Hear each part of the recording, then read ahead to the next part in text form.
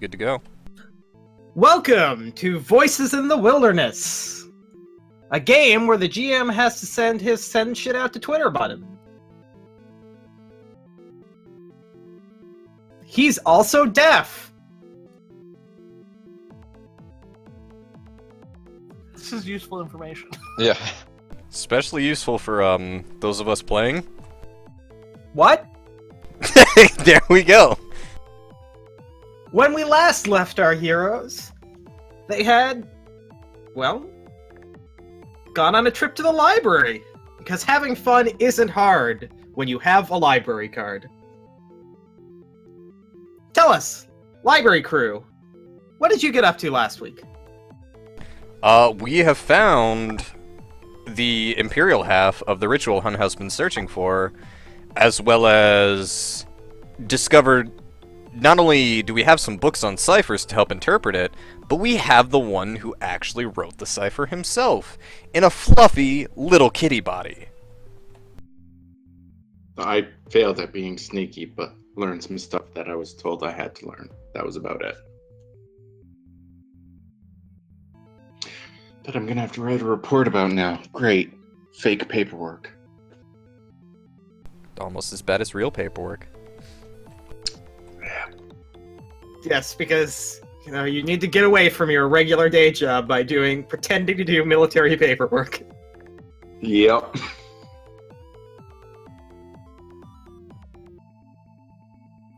Not library crew. You also had a conversation with one Rick Rixus.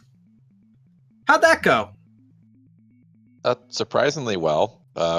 Ferris has a standing invitation to join the Grand Adostrum delegation at this discussion table. Gunhild will be, well, she's kind of conscripted to follow her dad along with.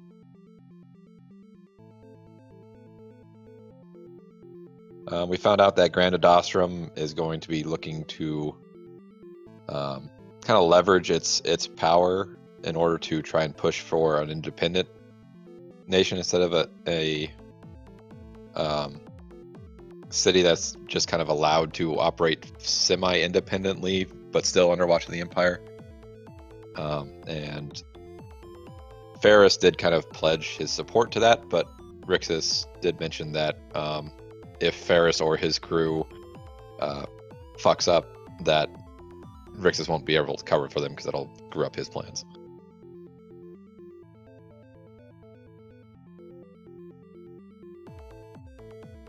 I think that was it. There might have been something I missed there. I think that's about it. With what's their names? Didn't you? Or is What? You went and talked with Casey and Oh yeah, that was the session before. No, it happened a bit last session. Because I wasn't here this session before, was I? I think you talked about Casey. Yes.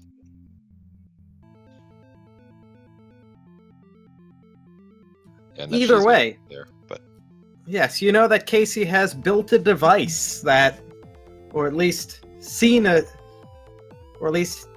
to have modified the spell steel prototype to be able to destroy a shard of prophecy.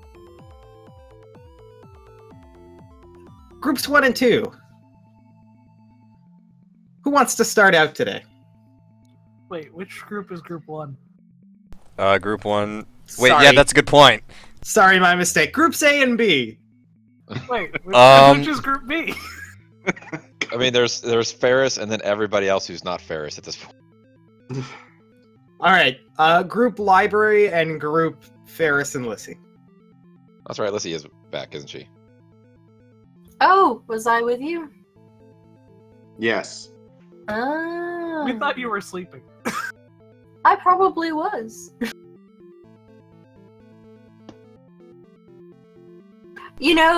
Casey building a machine that destroys shards of prophecy is not a good thing for me. No. Not a good thing for me at all. I don't think you know about it yet, though. That's okay. All right. That's just what I was trying to determine. Ferris would have to tell you. Or Gunhild. Gunhild is doing stuff, isn't she? Yes, she is her daddy's entourage. She's representing the dragon. She's representing the dragon race at a booth in a convention. Wow, that's just a little too close. Yeah, just a little bit. All right. Ouch. They have to show off all the monsters that they've actually hunted.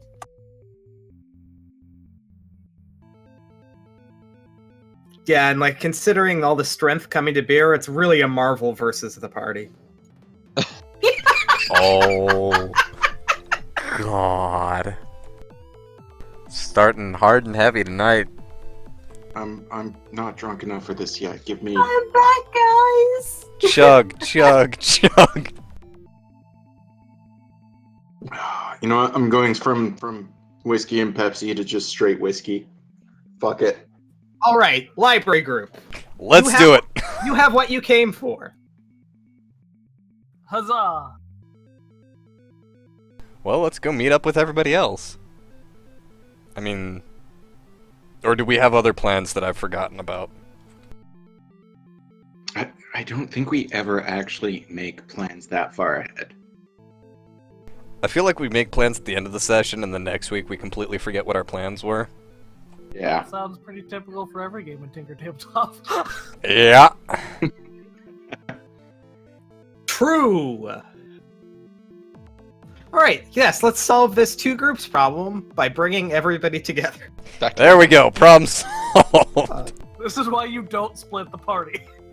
A large mage knight behind a desk checks out all the books that you're taking, and places tracking runes on them since they are from the restricted area. You really don't want to know what the fine is if it's late. That sounds unsettling. It's 50 gold. Yeah. Oh, that's steep, but I was expecting worse the way how ominously that was said. Generally, there's actually not that much on the books for these, since it's very rare these books are allowed out of the restricted section. But this case, it's signed off by both the Crusade and the Imperial Library. That's really, when it comes down to it, 2 out of 3, maybe 4 signatures that really matter in this city. We impotent. Well, I am. These guys are just along for the ride. Oh, okay. Yeah. Did you say important or impotent? Impotent? Yeah, Yes. I was wondering that. Because that's not what I've heard about Hunhow. They're not mutually exclusive. I hate you all. All right. You scoot along through the busy library once again. You see delegates and diplomats. You see people clearing out research and putting it into sometimes ominously rumbling storage containers. You see the library being changed from a place of research to a place of diplomacy and politics. And when you exit, you once again see that the city is going nuts with a party. You've been in there a while now, and it's closer to the evening, or it's after lunch now. And everybody's starting to get out there. You see little booths selling fried confections of many sorts. You see celebratory stalls. You see people. It is a party throughout all of Twin Lakes.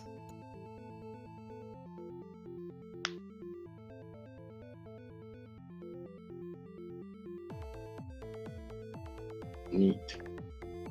Is this the part of the anime where we all dress up in kimonos and go get food?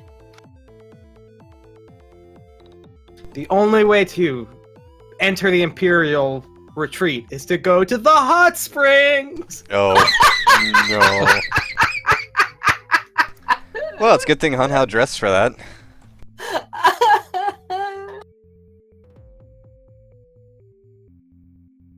Well, I quit. See ya. This is the episode they don't show on Adult Swim. Yep. Damn it, Outlaw Star. That's I wanted to see that episode.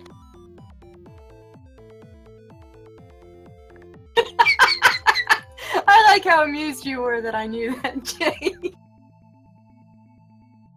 Show is my fucking jam, man. Oh, it's still my jam. I fucking love Outlaw Star. Qatar, what is it? Qatar? Or no, what would... It's Aisha Clan Clan. Yeah, she's a Kataro Kataro. That's And we're it. off topic. Sorry, guys. Sorry. I haven't seen Outlaw Star in forever. Well, let's shut the stream down and watch some Outlaw stuff. Yes! Okay, Jesus now I'm Christ. watching Outlaw Star. Tinker Tabletop now broadcasting Outlaw Star. To be completely honest, not far removed from Voices in the Wilderness. Oh, good lord. The party is reunited in the house in the more wizarding district of town. Welcome back, guys. We have guests, Guests? and Ferris will gesture to the dozen or so mages milling about in the living space. Friends of yours? Grand Adostrum decided to stop by, and well, this is their retreat. Oh. Where are we going to stay then? Well, we have room. I got my own place I can sleep at. I'm not staying here. Well, okay, Carnifex. I mean, we do have stuff to talk about. It's kind of a big day tomorrow. Worth.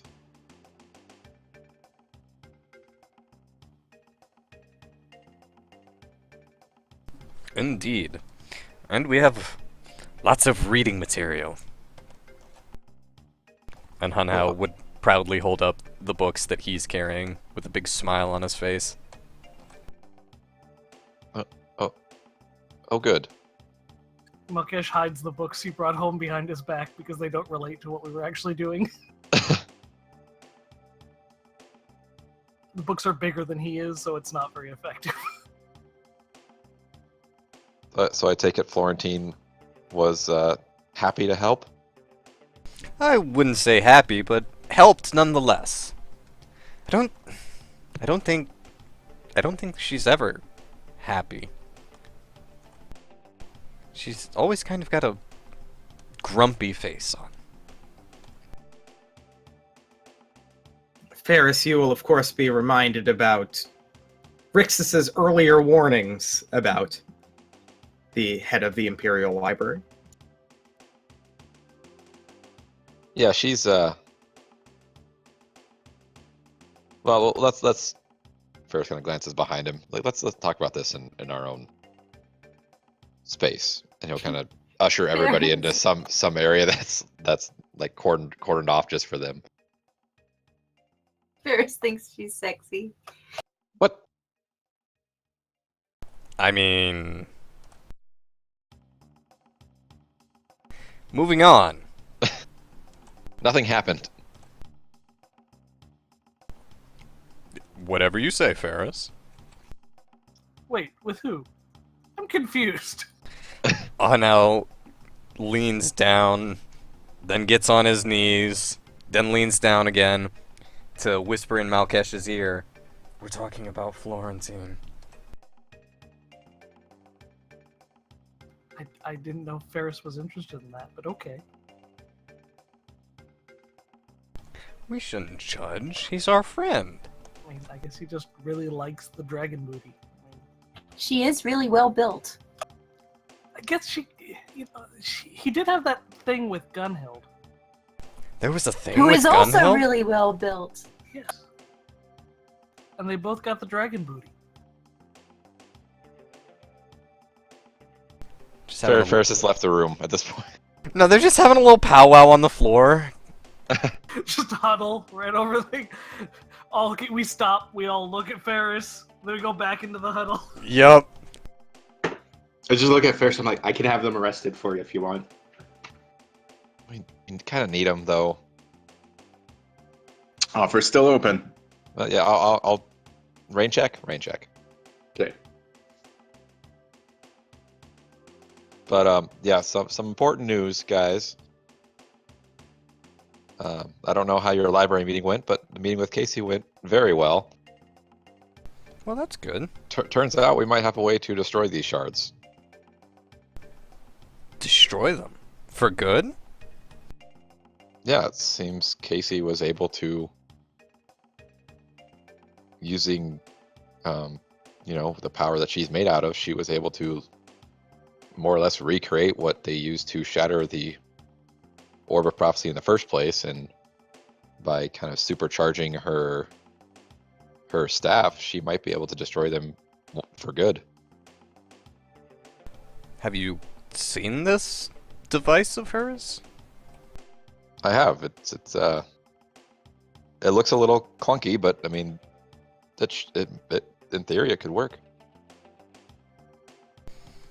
So, I mean, I'm probably not the best person to advocate caution in these kind of situations, but do we know what the effect of destroying a shard would be? Because that's energy gotta go somewhere, right? Maybe that's why she's using that prototype weapon of hers. Maybe it can absorb the energy and disperse it somehow. I don't. That's kind of an important detail, isn't it? A little bit. I mean, what happened when the orb got shattered? That's a great question. Do we even know what kind of damage that could have caused? A frog raises his hand. Oh yeah, he would have. Hey, what happened? Well, we speculated we weren't actually capable of destroying it, which is why we were only able to shatter it. It kept all of its energy contained, and from what you've been telling, it's been able to reform. I'm sure there's been great advances in magical research and technology, but based on the principles I know, it shouldn't be possible. So you're saying each shard technically still contains its full relative power? Correct. So if it's not able to be contained, we're looking at how much potential explosion? Well, I'm not sure it would be direct explosion. That's not exactly the type of power it deals in. Ambois. Well, everything's a kind of explosion, right? Well, how much sort of Well, we could be looking magical at damage could it do? Guildholm on an empirical scale. Wait, hold up then. Like, because it basically opens up realms and Well, that's- things. I mean, that's what happened in Guildholm in the first place, right? I mean,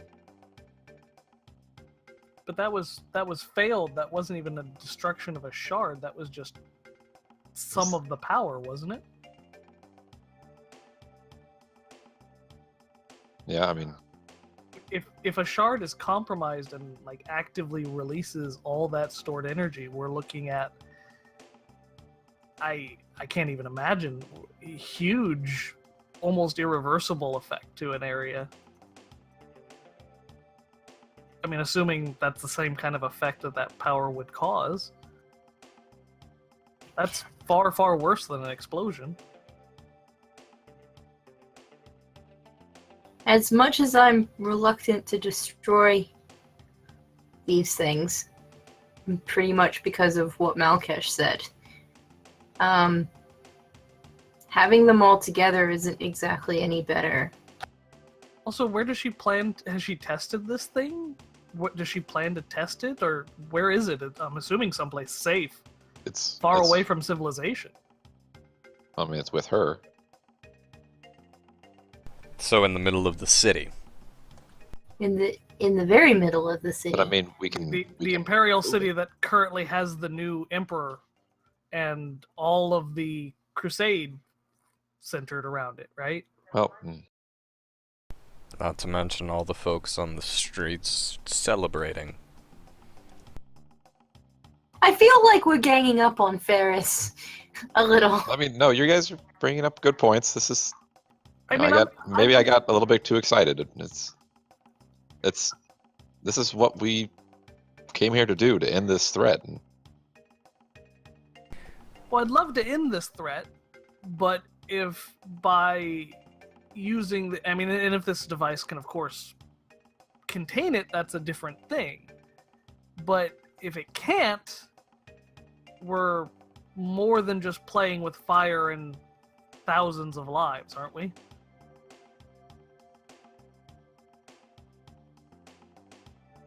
I feel like this is ironic coming from us.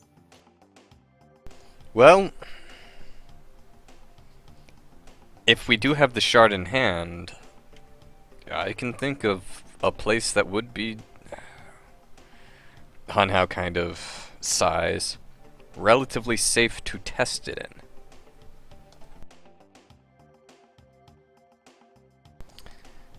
That forest we decimated. Not much lives there now. And it's already been horribly damaged and changed by our actions. If we were to test destroying a shard there, there's nobody around for miles, and certainly no Emperor, no Crusade that would be caught in the blast.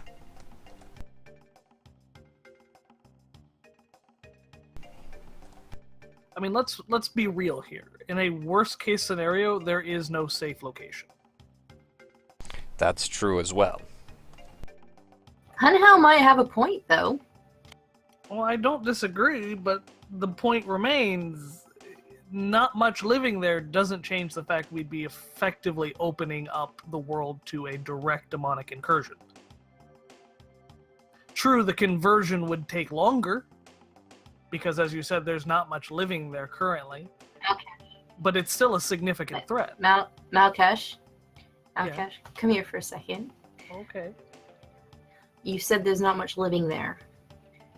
Do you see where I'm going? Yeah, Possibly with this? I do, possibly. Yeah, Let's- it's a let's see. possibility. but yeah, It might I not know. enter a demon incursion. I mean, he is your boss. I know, but you have to understand, Lizzie, there's a layer here I haven't touched on yet. Okay, all right, fair enough. And he turns away from Lizzie. The other point is,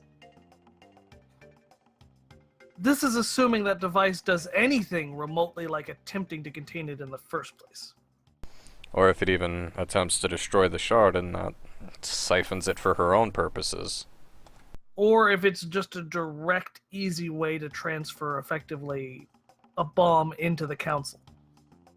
I could have a look at it. Well, that's a given before we would want to do anything. Listen, I'm not saying I don't trust Casey, but I I don't don't trust fucking Casey. trust Casey. I don't trust Casey. Can we all agree, at least, I don't that trust we many. have issue? You know, as this conversation is happening, Ferris, I'm gonna do something dumb here. I'm probably gonna regret this. Ferris will have taken his own little shard out of his pocket, and I'm gonna cast Speak with Magic Item. Oh, great. Open Oh. yourself up to the madness. Good idea. Oh, Okay. All right. Can you read the description of Speak with Magic Item for me? Yeah, let me. Oh, this is let me gonna be pull- good. sorry. This is Speak with Item. Da, da, da. It just says, oh, of course, that there's a very specific phrasing in here that I don't like. Speak briefly, mind to mind, with a magic item you are touching that is owned by you or one of your allies. The good news is the item's owner gets a free power recharge roll if that item's power has been expended. I don't know if that's necessarily going to apply here.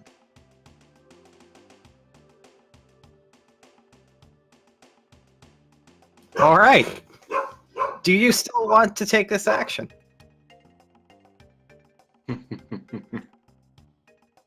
Let me do a wisdom background check really quick to see if that's kind of what I want to leave this up to chance. But that's the best way to do it. Not a horrible roll. That's actually No? pretty good. Take that back. That's an 18. That's a really good roll. Yeah. You are fully aware of all the dangers of it, but you feel Do I like feel like it would be worth it, like to gain knowledge of whether or not this thing can be destroyed? you feel like it wouldn't be much different from other times you've communicated with it.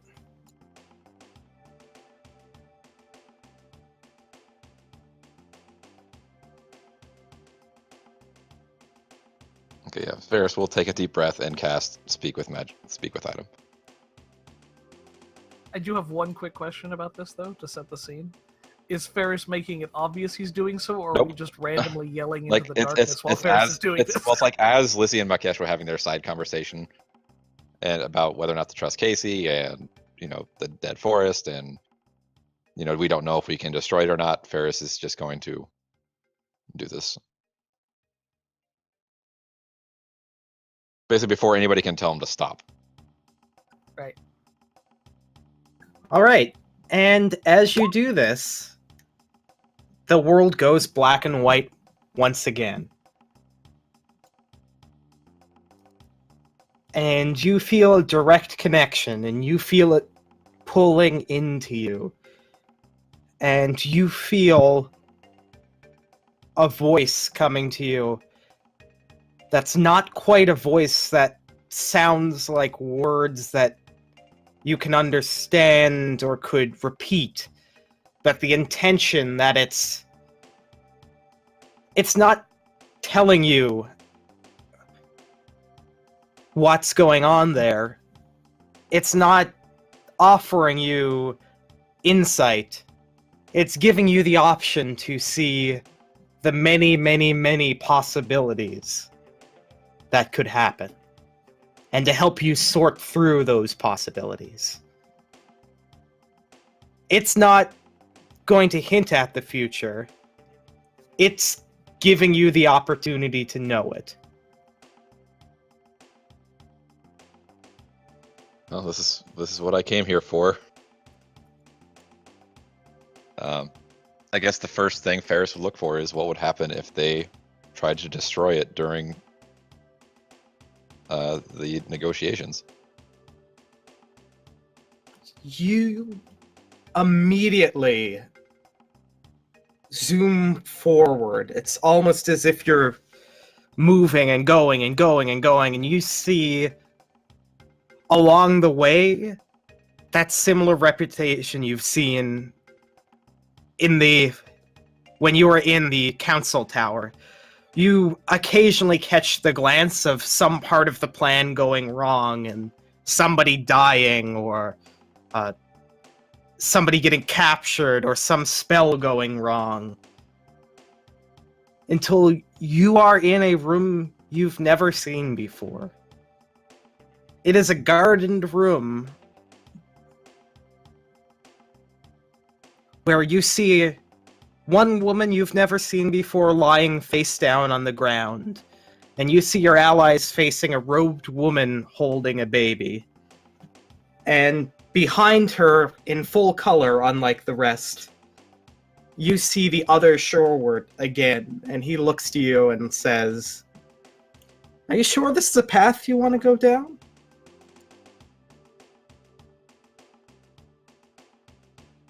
That you mean using this power or this, and he kind of gestures to the scene. Well, they both have a bit of the same end result, don't they? You took it out. You rejected it. But this is what it was made for.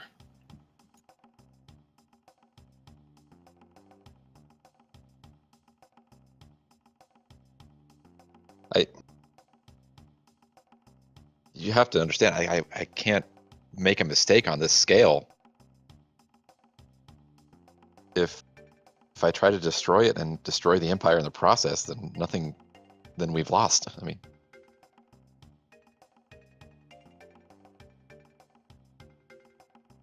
Well, there's many outcomes, and you don't have the full power of prophecy behind you there. You have 1/3 of it.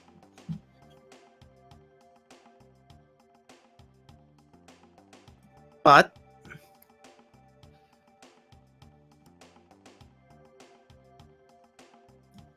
you want to know if they can be destroyed. yes. They absolutely can.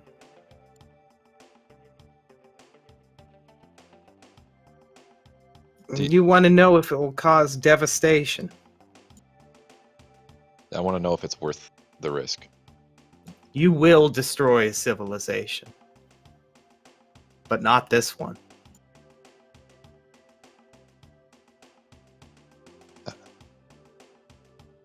Just kind of pauses and quirks his head. Like, what do you mean? That's as much as it can give you. And it snaps back and you're back in the room. Listen, I know she looks good, but really, we have no reason to trust her otherwise. And Ferris just like snaps out of it, and like there's a gasp, and then he catches himself, and his hand is like halfway to inserting the shard back into his gauntlet, and he kind of like rips it away and shoves the thing back into his pocket. You've got something to say, Ferris? They can be destroyed, and it's not going to risk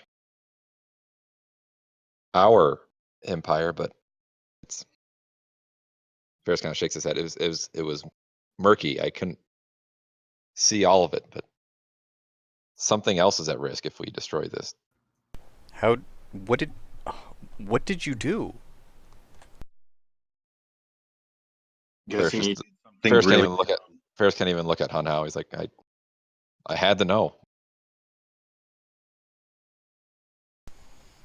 Han Hao just sighs deeply.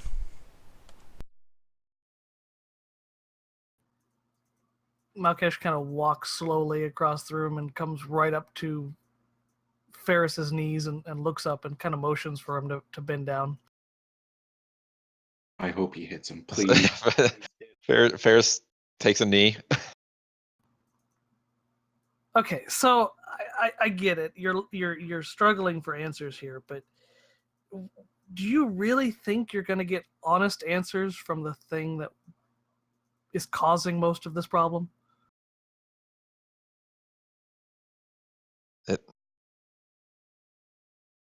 You weren't there when Sherwart. I think he's trying to help. Okay, sure, we know sure as hell isn't. You know that, right? He's cool. different. He Okay. wasn't a pirate in this. Right. world. Does the orb have intelligence? He also had no head. I mean, it's a magic item. They all have their own. Okay. And you think it would answer truthfully about its own destruction? How about you? How honest do you think you'd be about your own destruction if someone asked you? I think if I didn't want somebody to destroy me, I would say that the entire world would end, but I would specifically say it would be my world, not somebody else's. No, see, that's where people start having doubt. If you say, no, I can't be destroyed, people gonna say, nah, sure, of course you can be destroyed, and they'll try. If you make it doubtful about whether they're telling the truth or lying, people hesitate. You don't go with the most bold-faced lie. Trust me. You go with the one that has comfort in it. I'm very concerned, Ferris, that you're getting advice from two people that have their own agendas here. And this is me talking. I realize there's influences out there. You need to follow my agenda.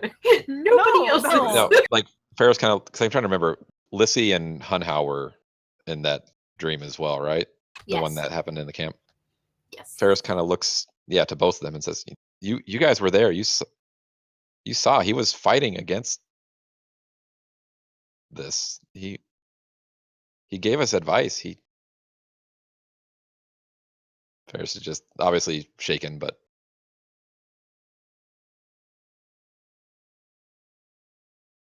Hanhao again runs his hand along his jaw and kind of scratches at that spot under his chin. I don't think Malkesh is wrong to distrust Shorewart in this, especially because, like you said, you communicated with the thing that's very likely to try to avoid its own oblivion. I mean, Hunhao, you were there in Rixus's office. If it wasn't for Sherwart, we wouldn't have made it out of that place with Rixus alive. True. There were hundreds of different ways you or I would have died. Now I'm slightly worried that we probably saved Rixus for the wrong reasons. Now I'm slightly concerned. Well, I think Lissy, weren't you the one that was also made aware of the whole thing? Yeah.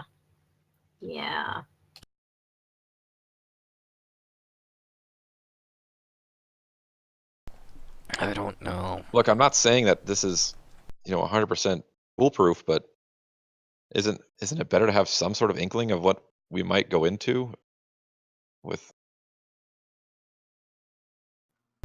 What other civilization do you think he was talking about? I don't.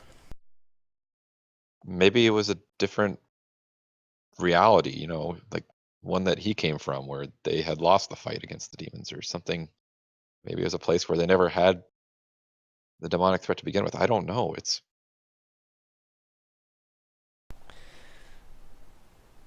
For all the reasons we've talked about and for this new information, I don't think we can destroy the shard. We have a lot of reason to doubt this, and we have a lot of reason to doubt what'll happen, and we have a lot of reason to doubt Casey's true motives. And the strange warning from the shard, which may only be acting out of self-preservation, it adds to those doubts.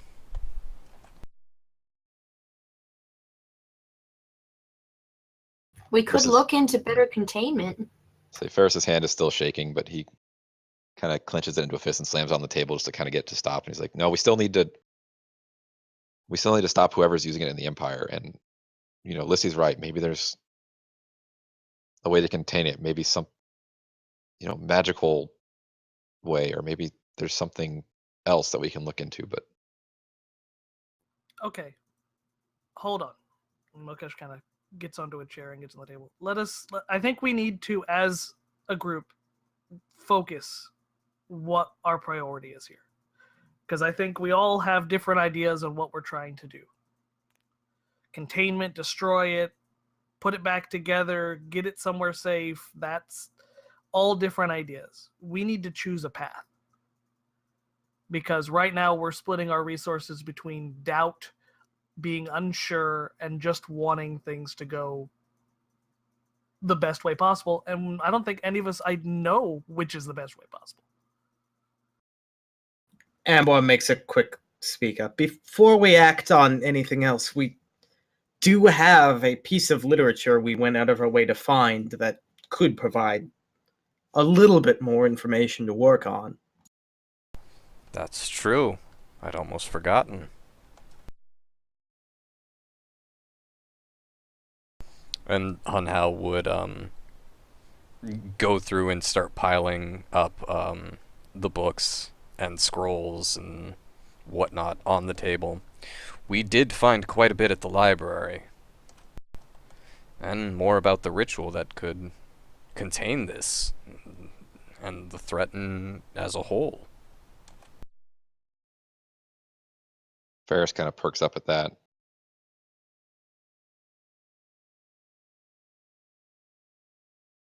You mean this could be close to an end, or? It could be. Hunhao it says, sort of heavily. There's still a lot to go through, and I haven't even started reading through the ritual. As I said earlier, it's in a cipher, it's in code. We are lucky to have Amboise here who can help me go through it, but there's a lot to go through. And we haven't even started yet. How much time do we have before everything kicks off? Gregory takes a look. Well, I'd say tomorrow it's gonna.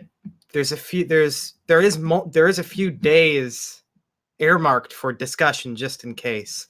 There is an introductory meeting tonight where the negotiating parties are presenting themselves,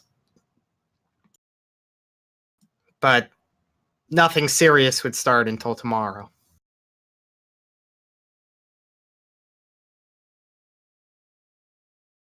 Well, we need to stop going in blind then. Agreed. All right, so Hunhao, Emba, you're gonna decode and research. Sounds like it. Absolutely. Ferris, would you allow Lissy to look over the device that Casey has built? Quick question. I don't remember. Were we sent back with that device? No, Casey still has it, but you know Okay. where you could point Lissy to. Okay. Yeah. I mean, I don't see why she wouldn't let her look at it, but yeah, we just need to visit is all. Carnifex, I think you should go with Lissy because you don't trust anybody. And you've got no reason to be conflicted about Casey. Plus, if shit goes bad, I know you'll burn everyone to death, so I'm kind of for that. You're not wrong. What about you, Delilah? You think you can provide some insight to either Hunhao or Lissy? I can take a look at what Hunhao has found. It's from what I can see from there, that's mostly Elven text, and I do have the way to get in contact with the Elven people. All right. Mort Ochre, you feel like looking at some machinery? Yeah, no, let's do it, bud. Ochre thinks. Yeah, I'm. The magic stuff may be a bit above my head, but with Mort's help, and Lissy's help, I think I can do it. All right. Let's get as much information we can so we can actually make a decision. I'm tired of doing this halfway.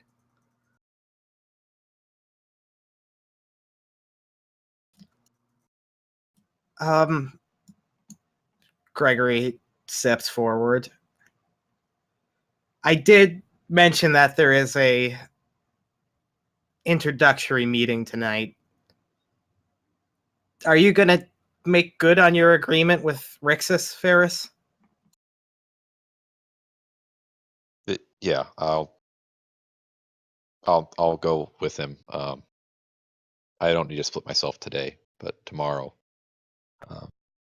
I'll have to. Well, I'm sure it'll be fine.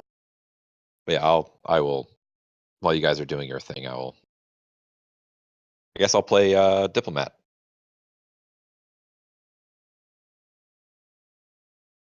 Sounds Let's see. like Before it'll you be go, can exciting. I talk to you for a second? Yeah. Yeah. Okay.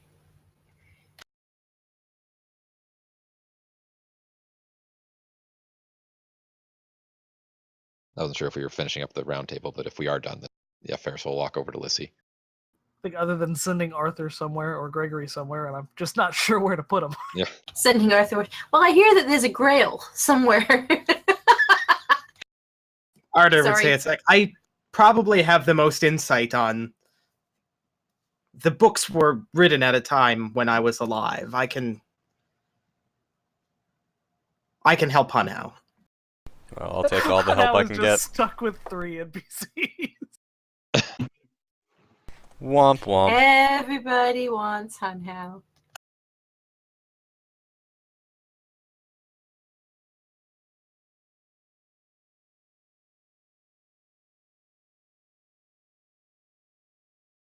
All right. So yeah, Ferris will walk over to Lissy and say, "Hey, Lissy, need your help. If we're not going to be able to destroy these shards right away, I need to. Well, if we're bringing them together, I need to be able to make sure that I'm strong enough to fight any control that they're going to try to exert over me. Well, you built this gauntlet more or less, and I think you might be the one to talk to. Is there any way you think that you can help me out with something?" Has he hunkered down the same way that he did with Malkesh? Yeah. Just very hush hush. Well, the best thing to probably do is utilize the things that you already wear or have that retain magical sources. So I think possibly, I mean, the trouble that we have is that it stacks. The more shards you get, the more the influence grows, which means the more sort of dampening you're going to need. I think, I asked the gauntlet when we first made this if it was capable of withstanding the shard, and it said yes. I think the gauntlet is okay. It's just me. And he kind of looks over his shoulder at Archer and then looks back. There is a way to resist the corruption, and it involves the person. And I think you know two people who are great at creating memory shards. And I think if there's a way for me to, I don't know, remember who I am and what I'm fighting for, that maybe I can resist the shard. But I might need some help from Arlando.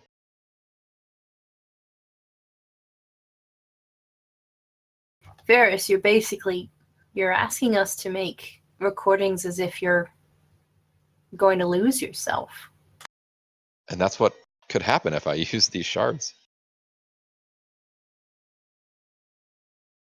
She kind of looks down and then looks up at him and then looks down again. And then I don't know if you might have noticed, but Arlando and my relationship is on kind of a rocky road right now. Look, that's fine, but Arlando isn't the one who's tried to kill me in the past. I don't necessarily want to come to Rixus with this. If you honestly don't want to bring Arlando into it, I understand, but can you at least try?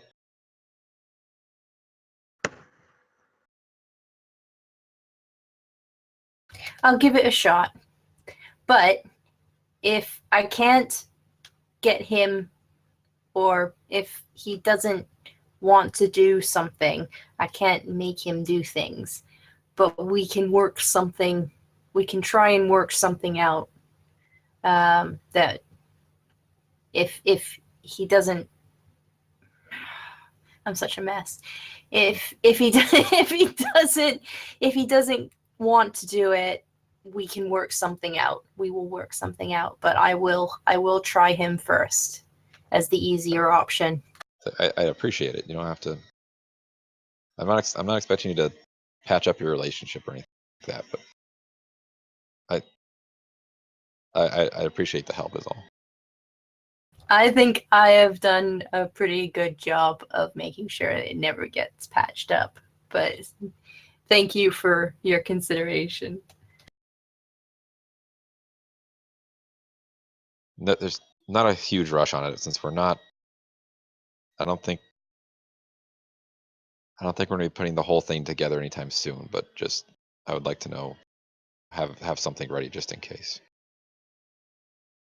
So you go ahead and meet with Casey. Here's where she's located. Okay. And good luck. Thank you. Was Casey okay when you talked to her? She was good. I was surprised that she was willing to destroy the shards. Do you think having more of the shards makes her more of a whole being? Well, if she thought that, she wouldn't want to destroy them. Of course. Yeah. Of course. You're absolutely right.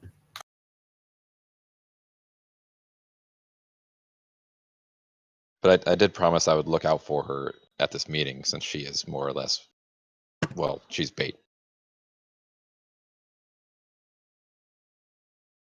But you should hurry. She's probably going to be at the introductory meeting as well. Okay. All right. Okay. And thank you for trusting me with this. Well, we haven't always seen eye to eye. Well, literally, and Well, I am like shin height, yeah. so that's hard. But you're good at what you do. I am certainly that.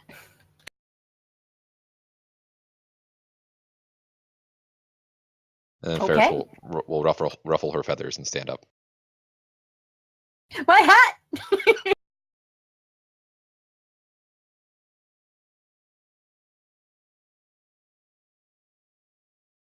Okay, I guess I'm gonna go meet Casey.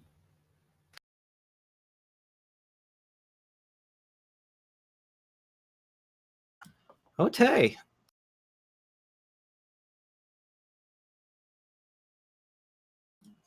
Malkesh, Yes. you've kind of taken the lead on putting together these groups. Who do we want to follow first? Malkesh would actually be doing something separately. He wouldn't be going with either group. Well, does Malkesh want to do his separate thing then? Yeah, he needs to make a call.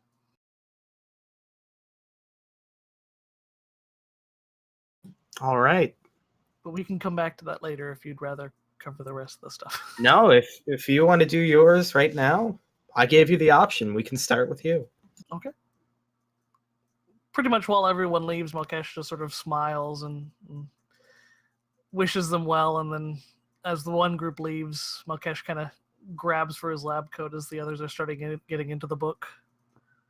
And if no one asks him, he just sort of leaves quietly, but he steps out of the house, sort of tries to find a park, something quiet but nature-like, dirt under the feet, not just stone. Yeah, you, at this point of day, you find that it's busy. It's, as I said, the city's kind of bustling right now, but you're able to find a nice park, and it's a beautiful place. Manicured and very carefully positioned like most city parks are. You get the feeling that Twin Lakes has a appreciation of things in an orderly way, but you can feel the dirt beneath your feet. Malkesh is walking through the park. The sun is shining, the birds are chirping, and then all of a sudden there's just a squeak crack as a bird just sort of falls dead out of the sky. Goddamn call costs.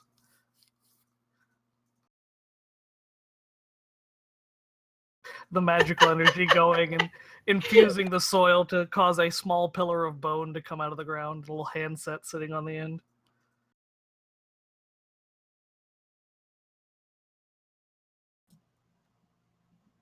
And as if kind of a bone hitting a rather rounded looking kind of shoulder blade makes a very low ominous ring. It's not spooky, scary skeletons as a ringtone? No? Okay. No, it's Pumpkin Hill.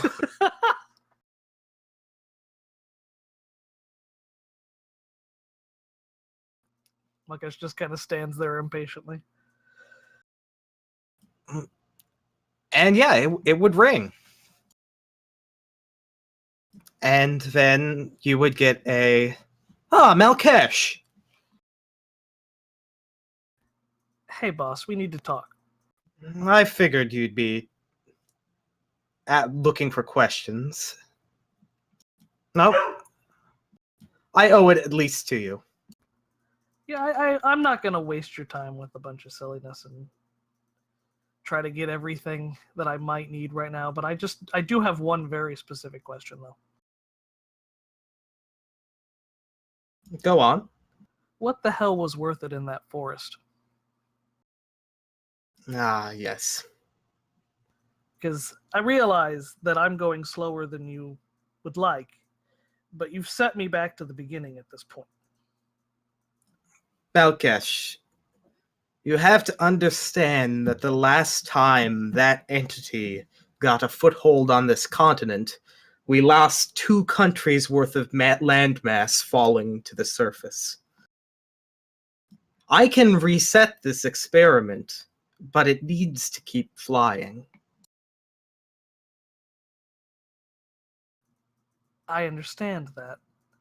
What I'm asking is, do you want progress or not? Because we were making progress. Now we're all split up. Now we've got complicating factors like Casey.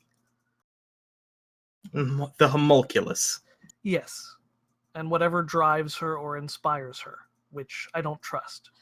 And I don't trust because she's been made through horrible means by someone we definitely couldn't trust. I know Ferris sees her as family, but I can't. I can't know what it takes to make a homunculus and think that she came out all sunshine and rainbows on the other side and trustworthy. No, it certainly creates twisted folk more often than not. No, Malkesh, I look for progress. I want you to make progress. You've done good work. But this was a case where that progress could have endangered this entire. If any part of the central region we were to lose control over, if they spread out and dropped this city to the earth, what left would there be? That sets us back 100 goblin lifetimes, let alone 1. Boss, I understand. I want you to know I am on your side. I think we're both looking for the same thing. But what you don't seem to comprehend is that I'm going to be on your side. The rest of my party is far more rash than I. They will try things that may cause irreparable damage to the experiment if they don't see a good way out. We had given a good way out, a good narrative. It made sense. People were coming around. Listen, I know you're not a salesperson. I've done it before. I did good money on it. It's not what I wanted, but I know how it worked. Now we've lost that sale. So I need to know, how do we come back from this? And what was that made that forest, specifically, that forest spirit, which though strange as it was and deserved to die, don't misunderstand me, what made the entire forest worth taking? Is it something bigger than we know? Because it'd been there for a long time. As far as I know, you have not made any incursion against it. No, as it is inoculated against my ability. Where the world tree goes and grants, my power is severely weakened. So this was a land grab. As I said, it hates the very concept that this continent flies amongst the naturally occurring flying islands. It hates this mass of magic, and it hates how indebted it is to a master of death. And at one point, I thought it was just a complex argument between two powerful beings, but I have no guarantee that that spirit is not corrupt to its very roots. I need to keep control of what I have, and I had lost control in that spot. Now I have it back. Melkesh is quiet on the line, but outside in the real world, he nods. Well, I can't say I'd be surprised if the world tree is corrupted if it truly is still planted down there. I wouldn't say that to Hunhow, of course. No. And I trust your methods, Malkesh. I'm sincerely sorry I had to make an executive decision that overrode your sale. Boss, I'm willing to take some extreme measures here. I get that the risks, I get what's actually on the table here. I do. Talk to me occasionally. I will make the tough decision if I have to. Mm-hmm. No, I think you're correct. And I can grant you that power. I will keep in contact. And with that, you assure me that you can make those tough decisions. I've made tough decisions in the past, and if it means saving everyone, yeah. That said, you'd probably want to have a little better insight as to what's going on. It seems this group is willing to actually go the length. If you want to stay an observer outside of it, that's one thing, but there has to be an exchange of information for this. I'm not opening myself up with nothing.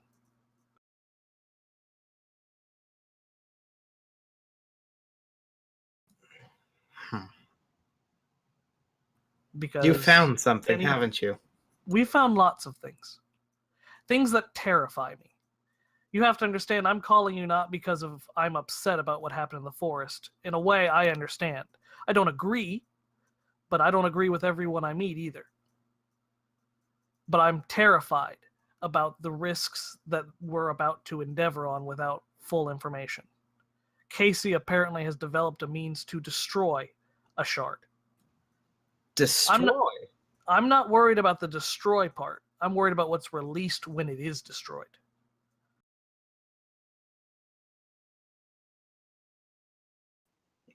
That's a that valid energy doesn't go it doesn't disappear. And if it explodes, for example, here or in a central region, that's also taking away control. Wouldn't it? I mean, something hates you more than the world tree, it's the demons, isn't it? Yes, but you have to understand that that shard of prophecy is a tool of their corruption. It's not the heart of it. But it's still powered by the same core energy, isn't it? Yes. And if that energy is released in the right place, with someone willing to do so, or not understanding the risks, it could give them an entry point to this very world. Much harder to remove than what we found in Guildholm. I've got literally the best people I know looking into whether this is safe or not. But the fact that it's in Casey's hands concerns me deeply. Because for all I know, this is the Trojan horse. Actually, I don't know what that would be in this universe. I'm pulling out real world references, sorry. It's okay, it's Malkesh. Lomi and horse, I don't know.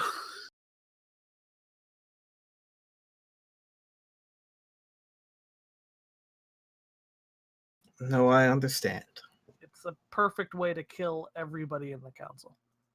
You present them with the savior and solution to their problems, and then corrupt every single powerful person in the room. It's how I would do it. No, I can't imagine anyone wanting to wouldn't think the same way. It's a very, very smart plan.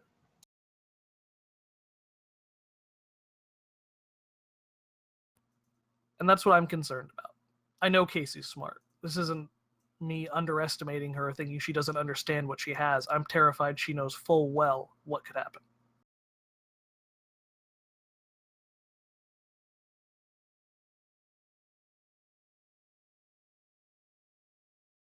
Well, the question becomes, what do you need to know? I need to know what happens if we destroy a shard. Is it release the energy? Is it even possible to contain that much energy?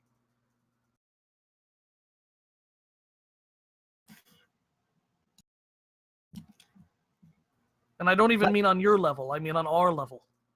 Let me consult the gallery. That would be helpful, yes. I will put, if you have your best minds on it, I will put my best minds on it. And I will give you the most accurate formula that millennia of can provide. That would be much appreciated, because we're kind of feeling in the dark here against a potential foe, potential friend. We don't know. At least I don't know. I worry about Ferris. He's too good. Honestly, he really just wants what's best for everyone, but I really worry that though he sees Casey as family, she's anything but. Then I, in turn, of bringing my resources to bear, you are my front line on this. I need your assurance, and I will open the lines of communication. And if I need to communicate or you need to communicate, I will be ready to be there. And I will grant you the power if you need. That if you are so worried about one of your group making a terrible, terrible decision, I can grant you the power to bring them to a more agreeable form. I pray it never comes to that. Misguided as they may be, I think they all want to do the best. Good. How long until you think you contact with this device? Tomorrow? Right now, we've got people looking at it right now, investigating mechanically what its properties are, how it works. Until we have that information, we can't really even decide whether what she's suggesting is plausible. For all we know, it's a very different kind of weapon. Maybe it doesn't actually destroy the shard, maybe it just uses it as a power source. True. The point of fact is, she's going to be effectively welcomed with trumpets to roll it into the middle of perhaps the most powerful council ever assembled on Mome.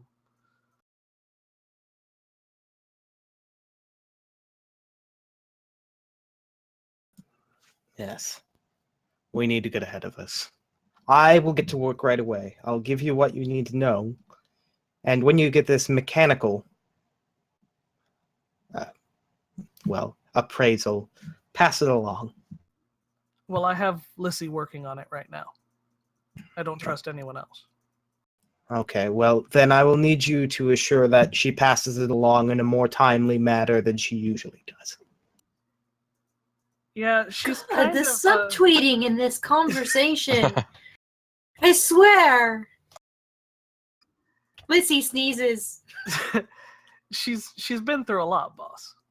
You know, all this has pretty much destroyed what she asked for in the long run. That's fair. I'm not saying it's your fault. She made those decisions, and some of it lays on her. It is totally his fault. Thank you very much. Listen, you're not even supposed to be here. I know. I'm just arguing the toss.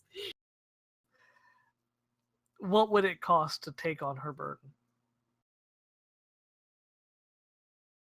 You're really going to buy her out?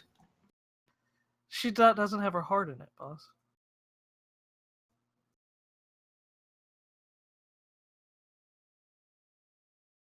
When I first brought you on, I brought you on as a contractor because I'm being honest, Malkesh. What you wanted is not normally what I deal in. I didn't have leverage over you. You, at any point, can walk away from this, and I see no reason to haunt you for it. I know one way or the other you'll do good on this experiment. If you take this on, I have that leverage.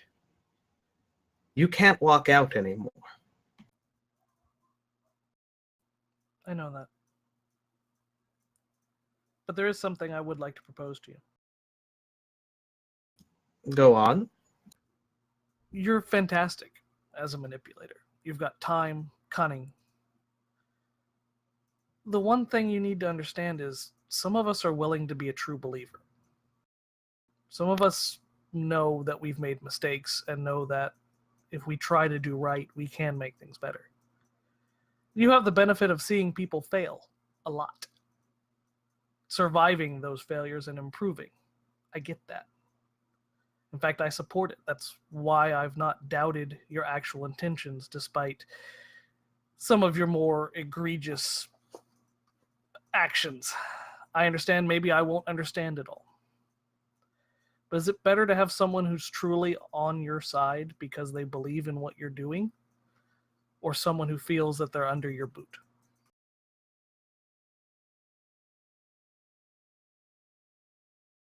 You've already got me. I agree with what you're doing. I see no other way. No one else has the experience or willingness. You're not as willing to be corrupted as the others, because what could they have on you? I have a proposition then. By all means.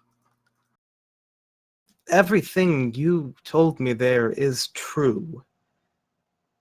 And it's something that I may have undervalued and not accounted for. Yes.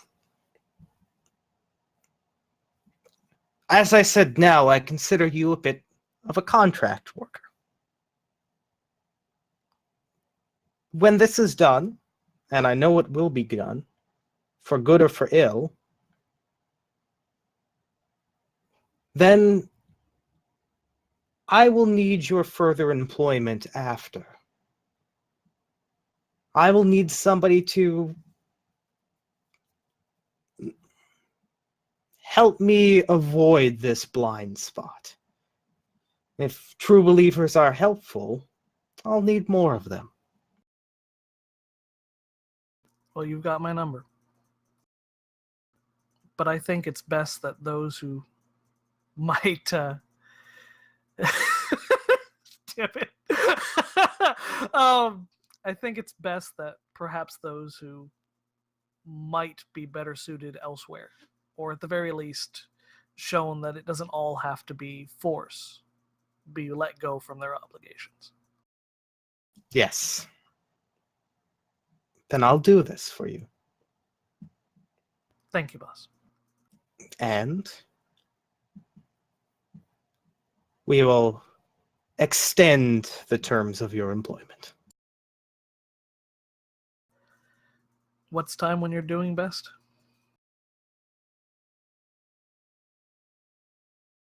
All right. Well, thank you, boss. I guess I've got some paperwork to read.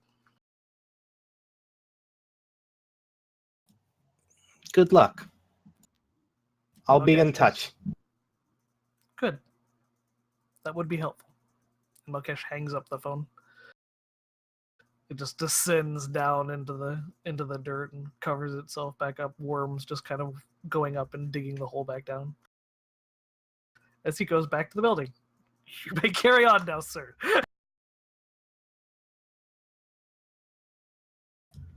All right. Who are we gonna pass the baton to? I would like to do Ferris last. All right, back of the bus. Malkesh. No, not Malkesh. No, Yeah, we Malkesh just is did dead. Malkesh. Sorry, Hunhow. Oh, 1 second. 1 second. I forgot something, Malkesh. What do you feel? Are you satisfied with your long-distance carrier? Oh god. Well, no, the cost in birds and squirrels is exceptionally high.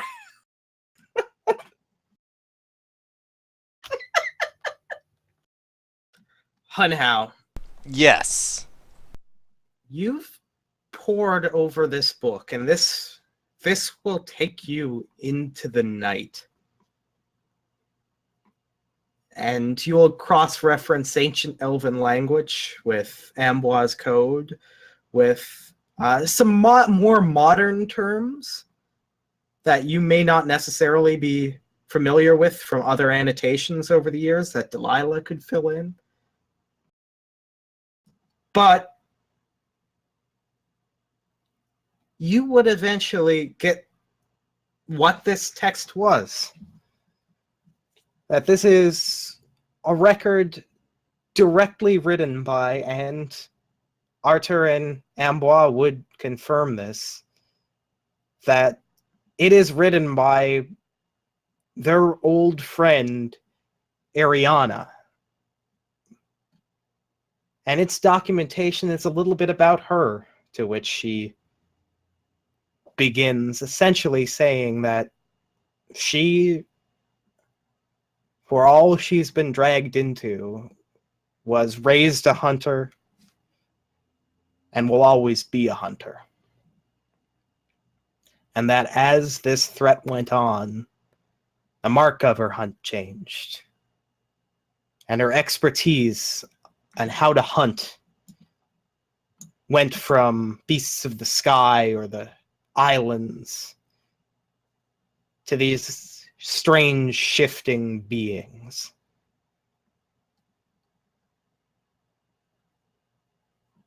You get from some of it a little information about some things you already know, some things that would have been taught to you as a young elf.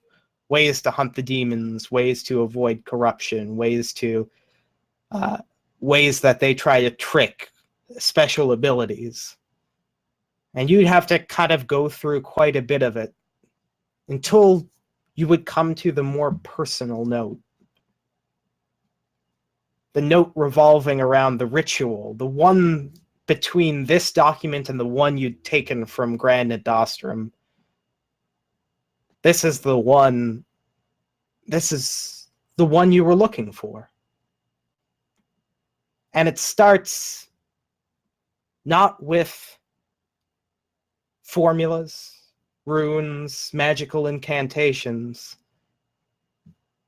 but the documentation of an argument between her and Ilya. And how she deeply disagreed with Ilya's plan. And how Ilya deeply disagreed with her plan. Ilya's plan, she says, is a foolish way to hide, to attempt to create a closed loop where the demons can't quite get a hold of exactly what the future of the continent would go. And as long as her plan holds up, in theory, there would be a stalemate. Some would lose some days, others would lose other days.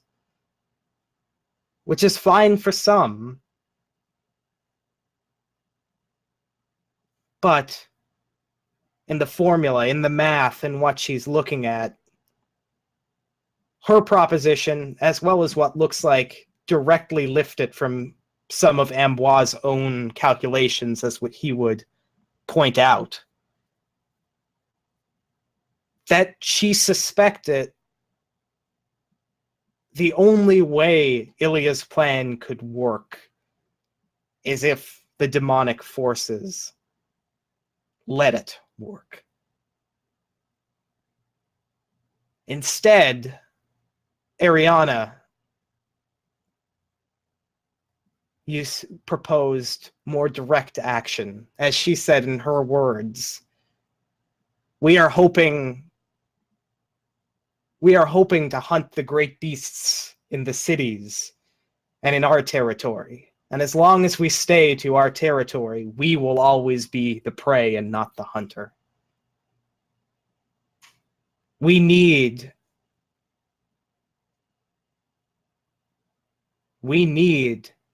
to go to the proper hunting grounds if we wish to win. And this is where you see something you've heard referenced in the past, a reference to the break. And the break, quite simply, as Ariana puts it, is both the limitations the demons have to see into the future, as well as something that she hasn't quite figured out but suspect is the limitations of the usefulness of this very world to them. Causing the break will end the stalemate. And then you see an intense ritual. You see what instantly you can recognize through bits and pieces of what you learned just fills in the gap of, that makes sense. Yes, I get it. I understand. But you also understand that the only possible place that this ritual can take place is in the heart of darkness itself. You have to cause the break, cause what could only be called outright war between your forces and the demons, so that you can hope to venture in and seal them off for good, and pray that there's some world left behind. The last thing, and this seems to be where it cuts off, is Ariana's own musings about things.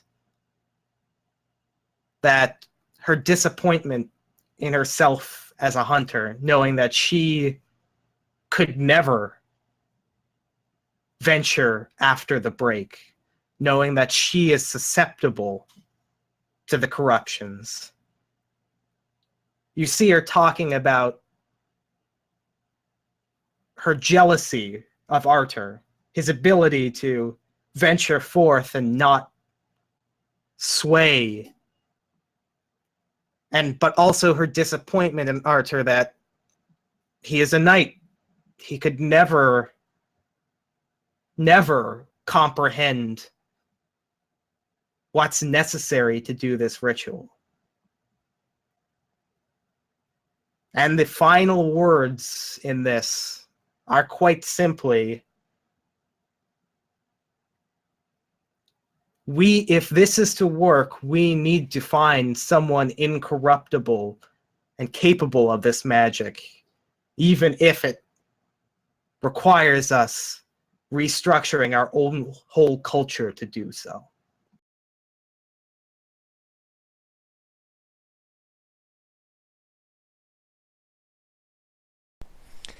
I assume that Arthur and Amboise would be there with him, sort of as he's going through these final notes. And while for most of the process he's been talking through it, letting them know what he's reading, updating them, keeping them up to date so they can help him, as he gets to this final passage, Hunhao's going to get very quiet, and his face is just going to kind of drop as he stands there holding this research, and just he reads it once and then reads it again and again and again, and is just for an exceedingly long period of time quiet as he makes sure there can be no mistake in the translation or in what he's read, before finally he sets the tome down, folds the cover closed, and just leans back where he's sitting and rubs his eyes. It seems that Ariana, I am pronouncing that right? With an I, Ariana. Ariana, sorry. My Because I bad. have way too many A names! Okay. She says that the way to end this once and for all, truly once and for all, is to instigate war with the demons, beat them back, and shut the door from their side. And it can't be closed from here. We would need to venture into the demons' realm to seal them off for good.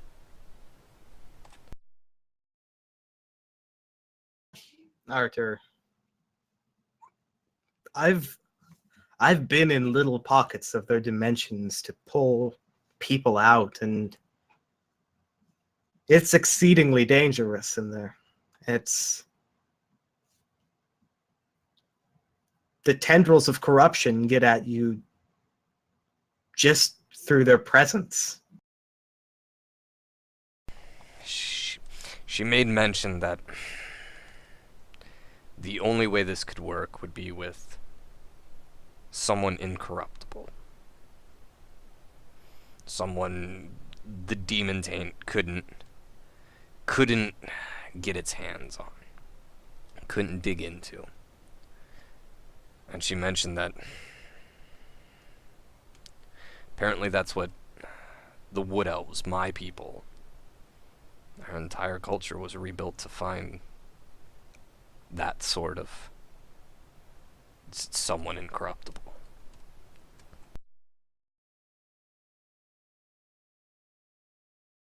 She and Ambois kind of interrupts Arthur as, no, I'll explain it. She was the one who could tell. She was so attuned to hunting the demons that she could tell when somebody's very essence repulsed them.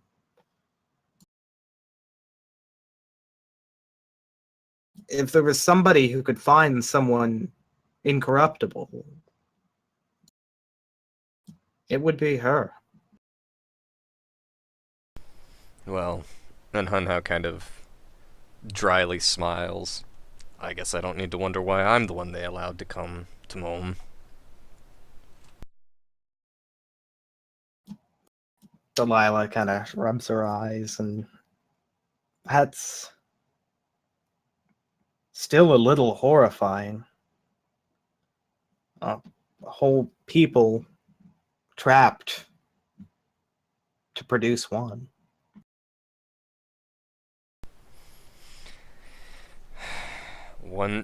My entire people, my culture, everything I've known, basically designed to create the only warrior who could do this. And I guess that's me.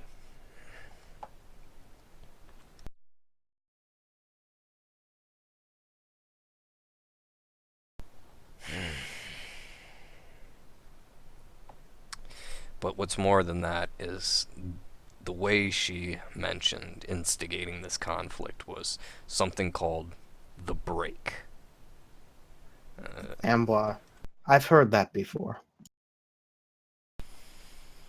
Now looks to Ambois and nods slowly. It's something to do with the limit of their ability to see the future and, well, the limit of their interest in this world.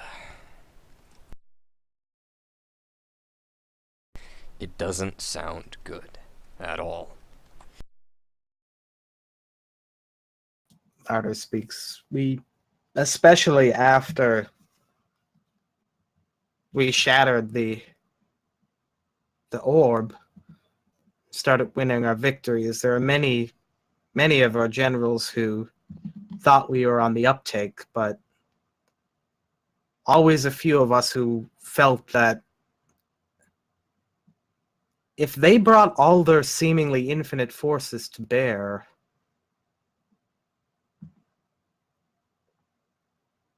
we would be overrun.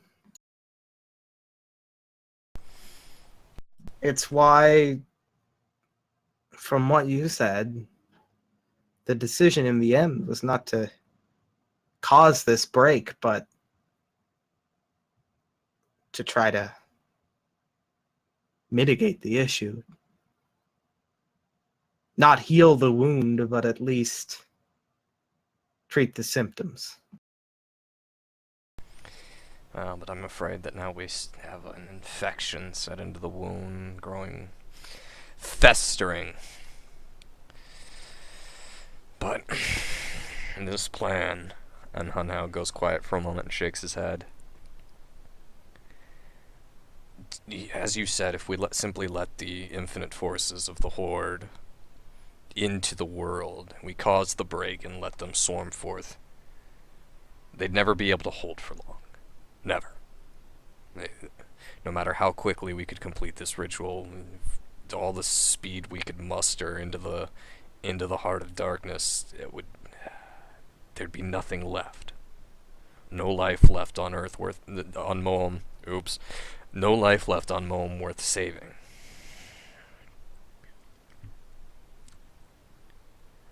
There has to be another way. The ritual is good. It can work.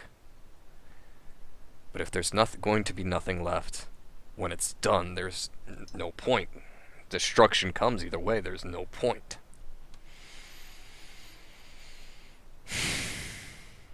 And Hunhow leans forward and just kind of rubs his temples.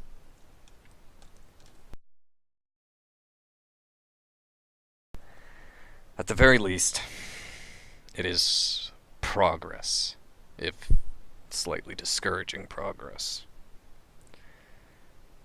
And I'm sure that, well, we've got enough brilliant minds here, we can come up with something better than hoping we can just hold them off. It would be a race to see if the ritual could complete before everything was lost. No. Hunhow just kind of shakes his head. I mean, yes, you're right, but that's not a gamble I'm willing to make. Not like this. Malkash hit the nail on the head when he said we've been going in too blind on this. We need more information and we need a better game plan. Delilah looks at you. And being honest, even if this is something remotely possible, we need a world united.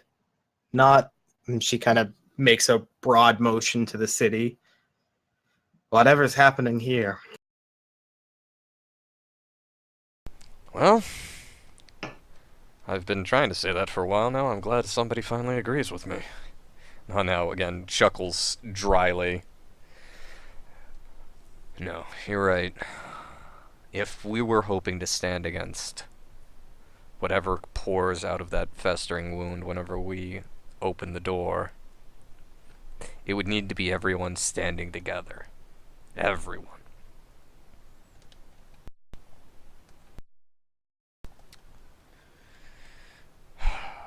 Perhaps this meeting is fortuitous, after all.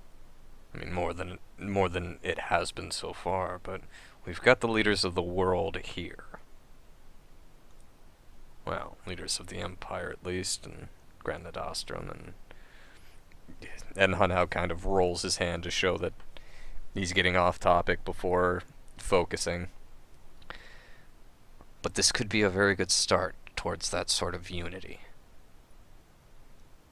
That could be a very good start towards that.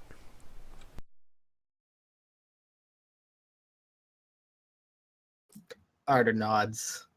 I hope so. Well, thank you all for your help. I truly do appreciate it. But we need to get with the rest of the party and let them know what we found, as well as try to formulate a plan of action.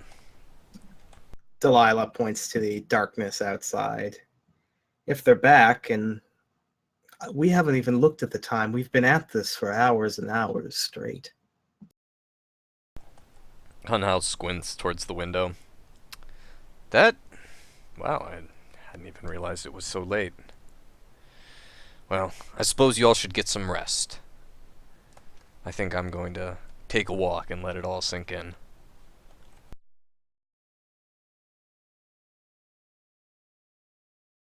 All right. You do that. And thank you again for all the help. All right. Anything else you'd like to do, or? No, Hunhow's just literally going to probably walk around the grounds and have a think. Try to clear his head a bit. Nothing important. Carnifex and Lissy. Earlier in that day, you found yourself at a warehouse on the docks, and when you entered, you were faced by the glistening, muscling, tall, and handsome Invincible Dwayne.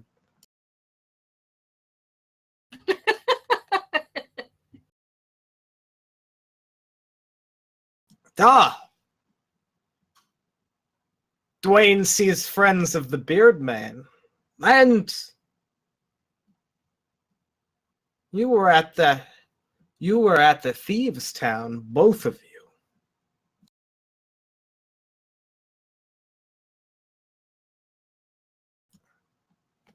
What can Dwayne do for you?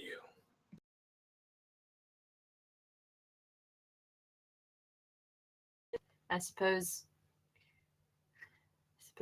I'll say hi. Hi, Dwayne. Dwayne. Hello, small bird. Alicia, but yes. Hello, bird. small Alicia. Dwayne greets you. I consider myself greeted. Hello, large armor man. Demon. Strange. Strong. Dwayne greets you as well.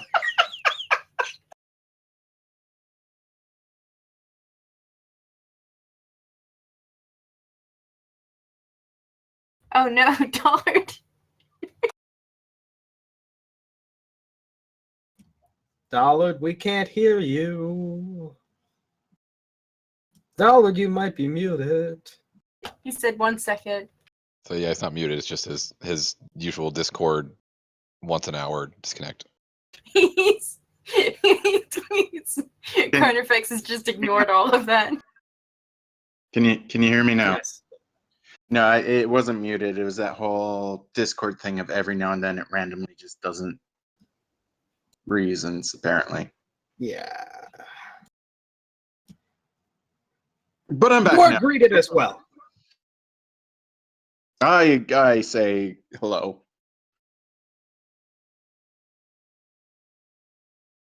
Has the bearded man figured out how we will bring the package into the library?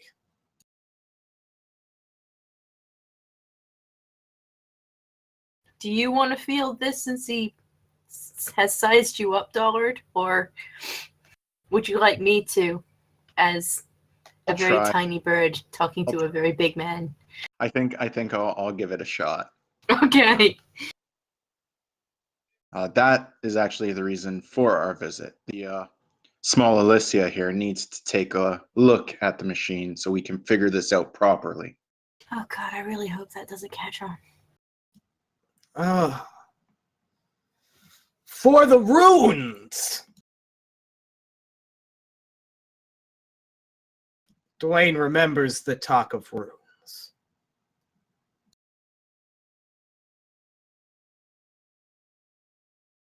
Quite possibly. I'm not told much. I'm just the muscle here, it seems. You just immediately lightning fast. You just hear, you get a pat on the back that you can feel through your armor. Dwayne understands that sentiment. Excellent.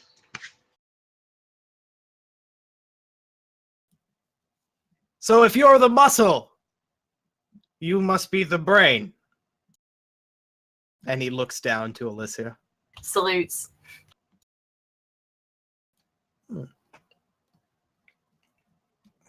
Tell me, explain Bearded Ferris's plan. Yes, small Alessia, please do. Christ. Well, giants, people, I guess. Are you people? No, I know you're people. You're all right. You walk on two legs. I'm not sure myself.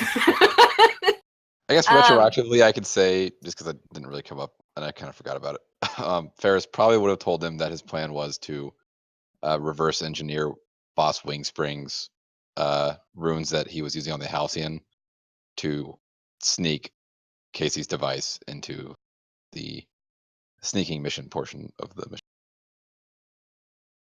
Oh, right. Okay. All Make right. up some technical jargon about how we have to actually inspect the machine to figure out how to do this. Dwayne. Go. What? Dwayne? Yes. You sounded remarkably like Carterbeck for a second. Dwayne. I have been asked by Bearded Ferris. I feel like I'm speaking in another language. I've been asked by Ferris to have a look at the machine itself. Because I'm good with machines. Interesting. With your permission, of course. Ferris has given Dwayne no reason to mistrust. Dwayne does not think he sounds much like the armored demon man, though. Well, did you guys just want to kind of fight it out while I just go and have a look at the machine? Because is that how you greet each other? Is that sort of how you communicate? I don't know. He just looks grumpy all the time. Maybe it's because he's not fighting. Dwayne has no reason to want to fight large carnifex. Are you trying to incite hostilities between Dwayne and Carnifex? I'm not. Into random brawls just for the fun of it.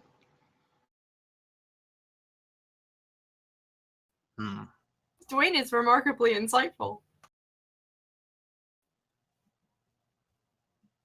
We will look at the machine, but Dwayne will watch.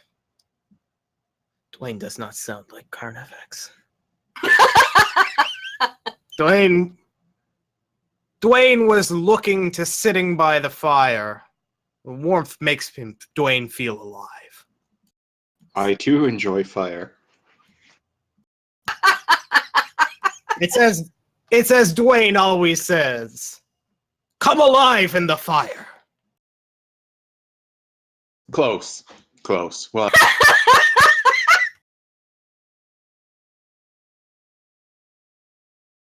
I love you guys. All right, as Dwayne and Carnifex loom above you, he takes you to a crate, brings it open, and you see the spell steel prototype, just wired with different pipings and machinery, and it's really no longer functional as a staff. It looks like it would have to be brought somewhere and set up almost like a cannon. Well, fuck me sideways. That's awesome.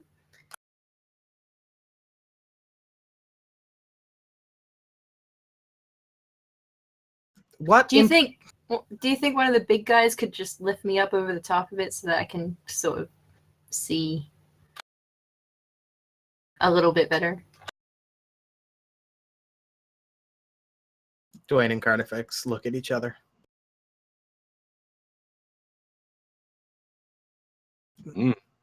You're here to help her. yeah, you're not wrong. Damn it. I do the thing. You grab me by the coat and then just lift me I just up over back the of the top. scruffy coat and just like hold her up one-armed over it. Very interesting. Wow. goodness, you really did this. Yeah, that's okay. That's a bit weird, but yeah, okay. A cannon, you say, Dan? It's clearly the work of multiple. It's clearly the work of multiple engineers and multiple parts and multiple requests. Like, this has been put together piece by piece. There is no gestalt to it. Can I add what word was that? It does. Is this going to be like fudgy, where I'm not entirely sure what it is? It means an organized whole that is perceived as more than the sum of its parts. Thank you. Well,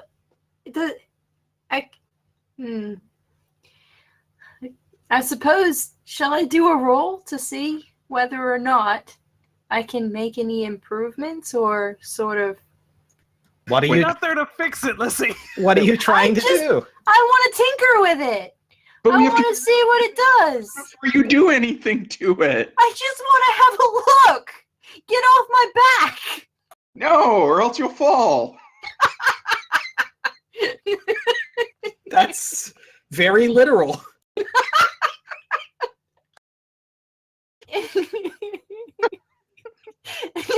Basically, I'm asking Dan if I can do a roll for anything.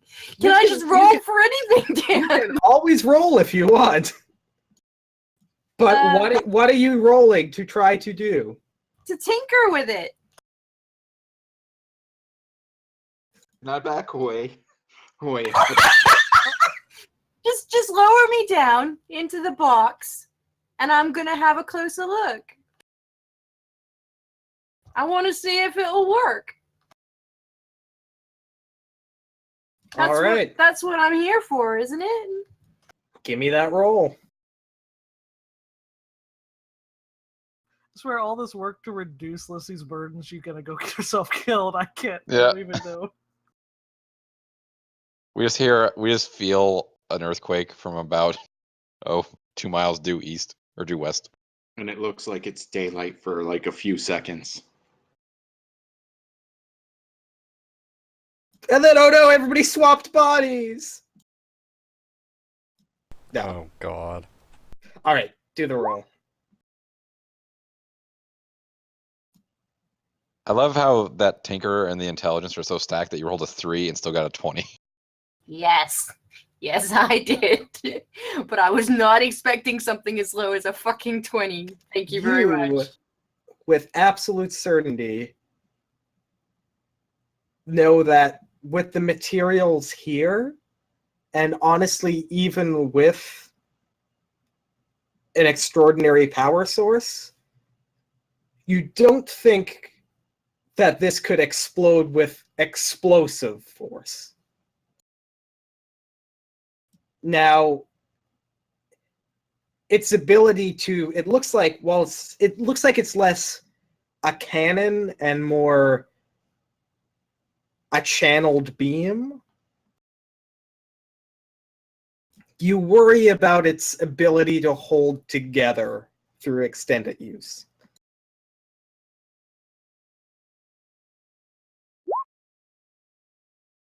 Can I make any improvements?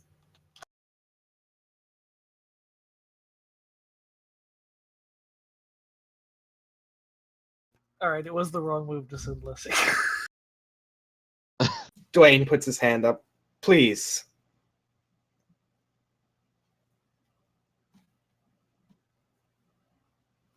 Casey has worked very hard to make sure this is exactly how she wants it. Yeah, small Alyssa has a problem with tinkering too much sometimes. Is Casey anywhere around?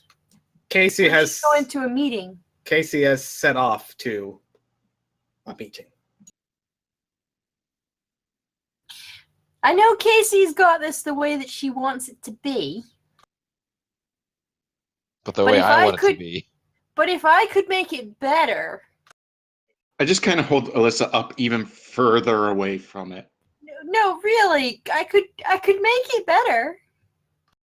Would somebody like to roll to convince Dwayne? Hey, this is your show. Well, do you think I could make it better? Because your charisma's better than mine. Or make it explode. It's 50-50. I'm not gonna... It's gonna explode as it is.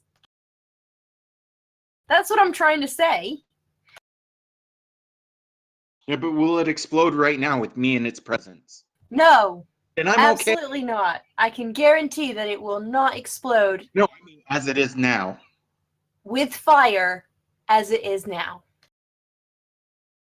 There you go. But if you wanna talk to him and try and do something, this is your show. It's not my pig, not my farm. You're very helpful, Carnifex. You and your plus whatever fucking charisma. It is. It's pretty good. I think. Oh, it's okay. It's only +4. With your rock face.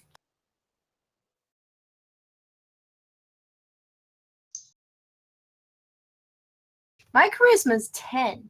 No, 0. The base is 10. If I do this for you, will you? Will I be careful? Yeah. Future. Say again? For the immediate future? Oh, Christ, yeah. Yeah, I can guarantee you won't die in a fire. Only a fire, but I make no guarantees about anything else. God damn it. Are there shards of prophecy in this, Dan? There are not. Good, good. That raises the bar a little bit. Well, I guess I will try and do the thing. Yeah, just speak to him on sort of the same sort of bicep level. Okay. Well, good thing I have a background called Strong Arm that I can use. Dwayne puts his elbow down on a table. Okay, we're gonna have this conversation over. Oh, please. An arm Please wrestling do. match. Please do. It's all I've ever wanted. Is this charisma or strength now? I was about Yes. to ask the same thing, but please, like, Strong Arm is the background. and then I'm joking. for the Just talk. this is charisma. You are convincing. God damn it, Dan.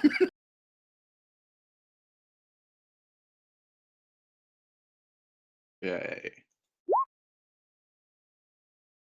Jesus Christ. That's a You- 19. You I are feel Dwayne's flattered. new best friend. Awesome.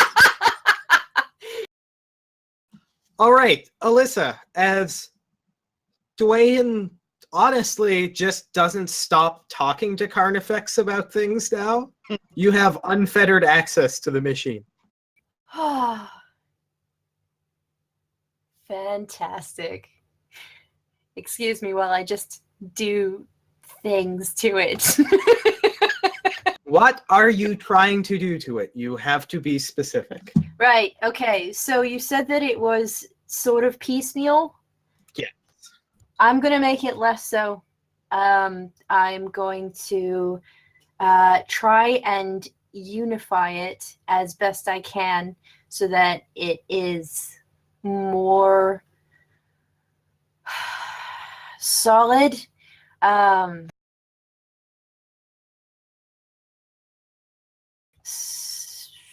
I might actually make it seem more like a cannon, as you said, with more of a focus at the end. Yeah, a magical laser cannon. I am going to make it into a fucking magical laser cannon. All right, you have eliminated the possibility that this thing can just rock itself apart. It will be able to channel for as long as it needs to. Okay, And cool. in constructing it, you get kind of an idea of how it works. Do I think it could possibly work on the prophecy shards? You essentially see that it is channeling a magical beam through the prototype and switching its elemental alignment so rapidly that it's not just shooting a beam of force, the normal non-element kind of damage type. It is just firing a completely unaligned destructive beam. I like where this is going. Because in Lissy's mind, destroying the shards of prophecy means ultimately a possible loophole in the deal that she made with the Lich. In that if there's nothing for her to actually gather, then there's possibly nothing for him to hold over her, I suppose. Because she's done the best that she can to get to them. And they're not a threat to his empire anymore. So to be able to destroy him possibly means an escape of sorts. So yeah, she's cool with this. Not entirely sure what the ramifications of actually hitting one of those shards with this is going to be, but it'll be fun to find out. Yeah. You have enough understanding of this mechanism that you could explain it to somebody.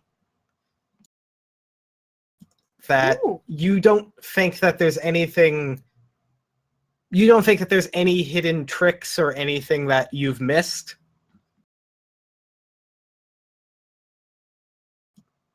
But yes, you have full understanding of it by improving it. Excellent. So I could possibly make it again.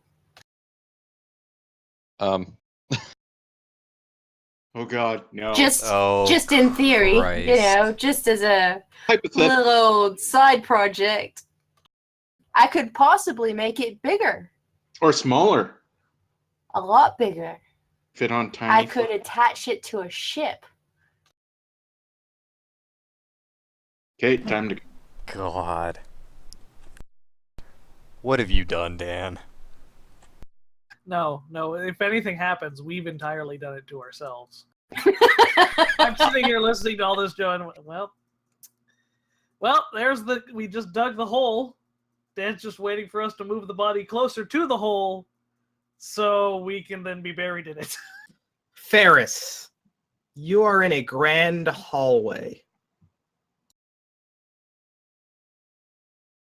And you enter through the door into just a large conference table, and you see a room just lined with soldiers. This is incredibly uncomfortable. Ferris is used to working from the shadows. And it's going to back me out of roll 20 for this. And you walk across. And you take your seat behind Rixus.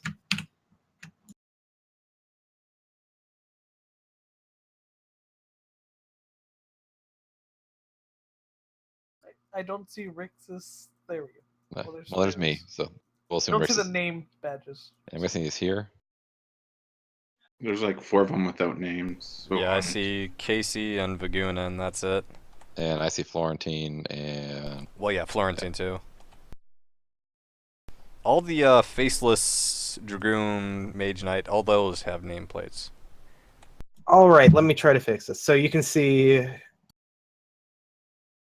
we have Rixus now, but the one in between Florentine and Casey has no name. Oh, Lockhart has a name now.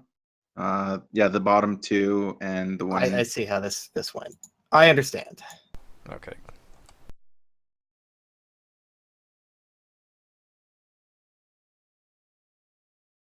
All right. And Rixus will kind of go over his shoulder and pretty much says, good. It's good you made it. Anything I can do for my hometown?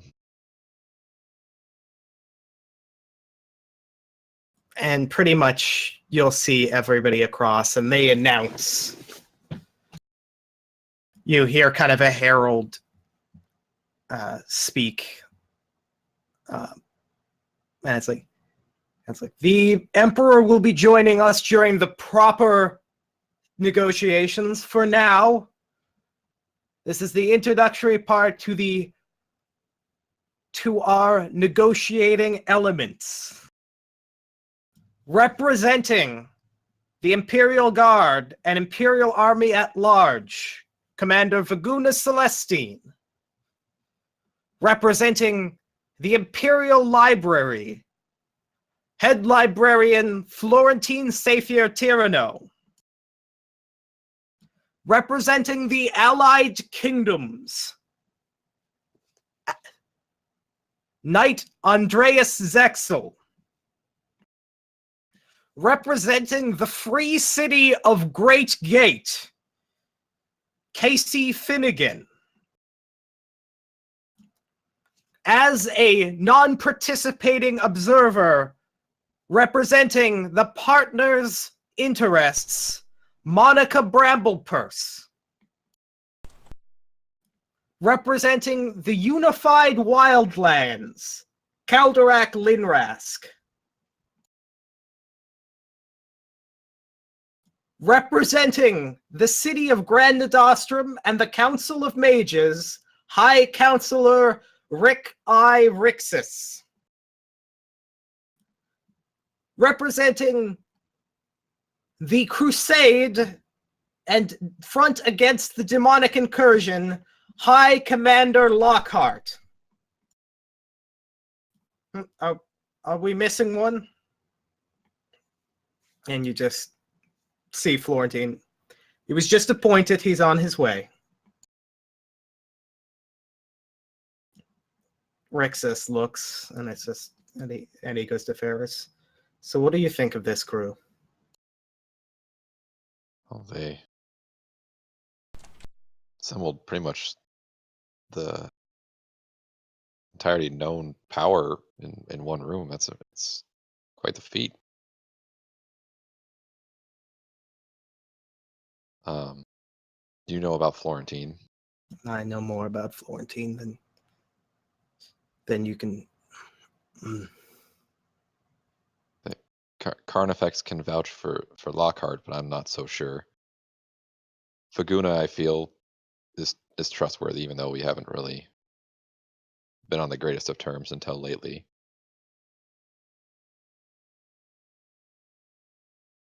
Don't know much about the partners, and well, Andreas Zexel and the Allied Kingdoms. Well, I'm not as familiar with them myself, but he's helped us out in the past. And Casey, I trust her.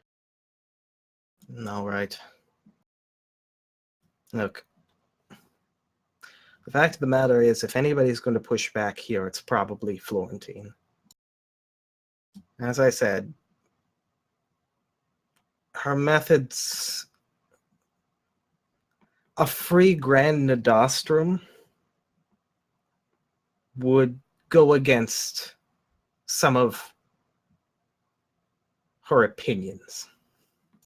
But as long as we have most of the wizarding world under our side, as well as, well, airship superiority, I mean, just the ability to fly over the continent gives us a bargaining chip. There's not much she can do. It's good to hear. still, and just in the background, you hear the mumble of like the herald going over kind of the agenda. What about across the table here? The Allied Kingdoms. He is extraordinarily dangerous looking. He doesn't strike me as a diplomat. He's a very big man. I don't think I've met anybody from the Allied Kingdoms except for this guy. Think about it.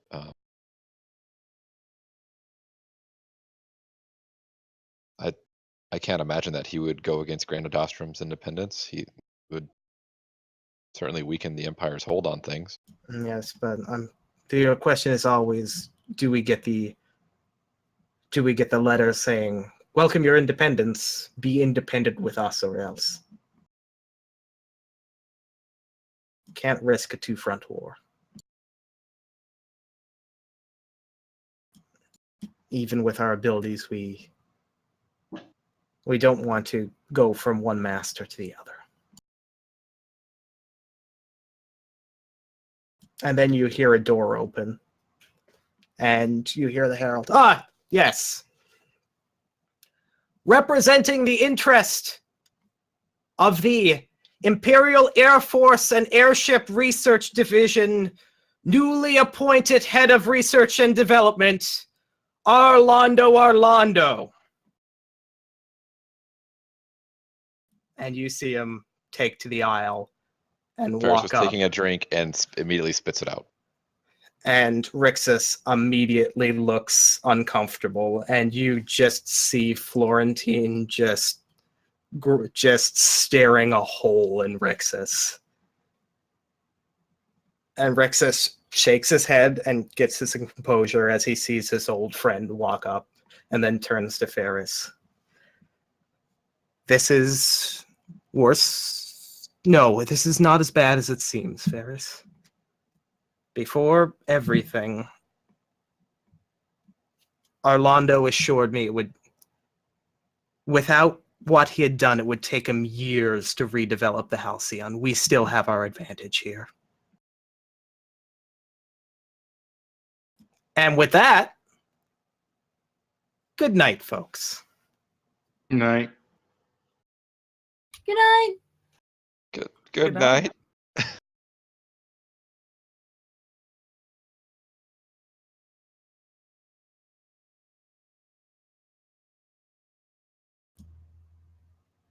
Oh, are we offline yet?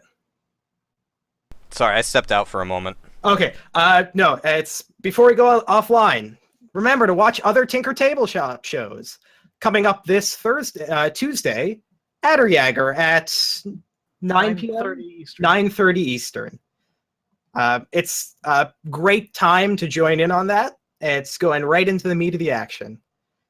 And hopefully on Thursday, we'll have The Shield Against Midnight. Another great time to jump into those shows. Both really, really accessible times, and you can catch up if you want on our YouTube channel. And with that, thank you and good night. Good night, everybody. See? Good night times two.